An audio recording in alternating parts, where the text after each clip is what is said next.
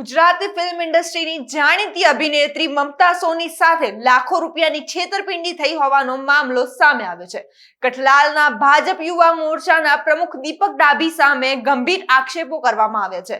આ કાર્યક્રમો શરૂ થતા પહેલા બંને પક્ષો વચ્ચે એક ચોક્કસ રકમ નક્કી કરવામાં આવી હતી. મમતા સોનીએ પોતાના કાર્યક્રમો સફળતાપૂર્વક પૂર્ણ થયા હોવા છતાં નક્કી થયેલી રકમ નહીં ચૂકવવામાં આવી હોવાનો આક્ષેપ કરાયો છે. કઠલાલના ભાજપ યુવા મોરચાના પ્રમુખ દીપક ડાભીએ અભિનેત્રી મમતા સોની સાથે ઠગાઈ આચરી હોવાનો આક્ષેપ કરવામાં આવ્યો છે. આ અંગે મમતા સોનીએ સોશિયલ મીડિયામાં એક વિડીયો વાયરલ કર્યો છે. આ વિડીયો દ્વારા મમતા સોનીએ દીપક ડાભી સામે ગંભીર આક્ષેપો કર્યા છે. દીપક ડાભી મોડી મુંડેલ ગ્રામ પંચાયતના સરપંચ અને કઠલાલ તાલુકા ભાજપ યુવા મોરચાના પ્રમુખ છે.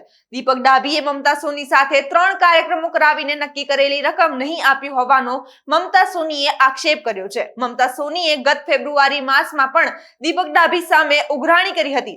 નમસ્કાર મિત્રો, મેં આજ સુધી પબ્લિક પ્લેસમાં કે કોઈ બી સોશિયલ મીડિયામાં કોઈનું બી નામ લઈને કે વગર નામ લઈને ડાયરેક્ટલી કે ઇનડાયરેક્ટલી મારા કોઈ પણ પર્સનલ ઇશ્યુઝ હોય એ મેં આજ સુધી વાત કે ચર્ચા કરી નથી.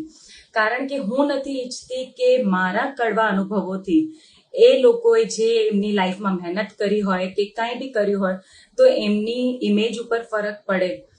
બટ ઘણા બધા એવા લોકો છે જે પોડકાસ્ટમાં જઈને મારું નામ લઈને આવી બધી ખોટી ચર્ચાઓ કરતા હોય જેના લીધે લોકો મને ગલત સમજે, મારા પર પ્રશ્નો ઉપાડે. અને આવું જ્યારે થયું ત્યારે ઘણા બધા લોકોની એવી નેગેટિવ પ્રતિક્રિયા બી મને જોવા મળી.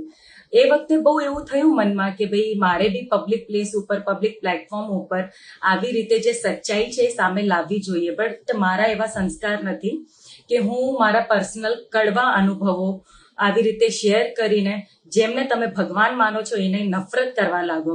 તો એવું હું નહોતી ઈચ્છતી. કારણ કે એટલું મને ખબર છે કે જેનું જવાબ અમે નથી આપી શકતા એ સમય એને જરૂરથી જવાબ આપશે. અને આજે હું મારા પર્સનલ લેવલ ઉપર જઈને આ વિડીયો એટલા માટે બનાવી રહી છું કે હાલમાં જે કંટ્રોવર્સી ચાલી રહી છે તો એની પાછળનો ખાલી એક જ મુદ્દો છે. ફક્ત પૈસાની બાબત નથી. અહીંયા જે ધમકી આપવામાં આવી એના કારણે જ મેં આ પોસ્ટ મૂકી છે. પૈસાનો જે સવાલ છે એ તો એના પહેલા બી એકવાર એવો કિસ્સો બન્યો હતો, ત્યારે બી મેં રેગ્યુલર રિમાઇન્ડર આપ્યા અને પછી એન્ડમાં હારીને મેં આવું લાસ્ટ મેસેજ કર્યું હતું કે ભાઈ હવે હું પેમેન્ટ માટે કોલ કે મેસેજીસ નહીં કરું. તો ત્યારે બી સામેથી રિપ્લાય આવ્યો હા, બટ પેમેન્ટ ના આવ્યું. બટ પછી જ્યારે ફરીથી બુકિંગ આપવામાં આવી ત્યારે એ પેમેન્ટ ક્લિયર કરવામાં આવ્યું. આ ફેરે બી વસ્તુ એ જ હતી કે હું પેમેન્ટ માટે તો હજુ રાહ જોવા તૈયાર હતી. મને એવું કોઈ ઇશ્યુ નહોતું અને પેમેન્ટ માટે હું આવી પોસ્ટ બી ના મૂકું એવું અત્યાર સુધીની સિચ્યુએશન એવી હતી. બટ જ્યારે આ ધમકી આપવામાં આવી એના કારણે જ મેં આ પોસ્ટ મૂકી છે. અને પેલા ભાઈ તો આખો મુદ્દો જ ફેરવી રહ્યા છે. એ આખું જોર ફક્ત પેમેન્ટ ઉપર નાખી રહ્યા છે. તો હું આટલું કહી દઉં કે તમે જે બી આંકડો બોલી રહ્યા છો તો કોઈની જિંદગી આટલી સસ્તી નથી હોતી કે એટલી નાની રકમ માટે તમે એમના મર્ડરની વાત કરો. અને બીજું પોઈન્ટ એ છે કે હું બી એવું નથી ઈચ્છતી કે ભાઈ એમની 1-2 ગલતીથી કોઈ એમને જજ કરે કે એમની ઇમેજ ખરાબ થાય.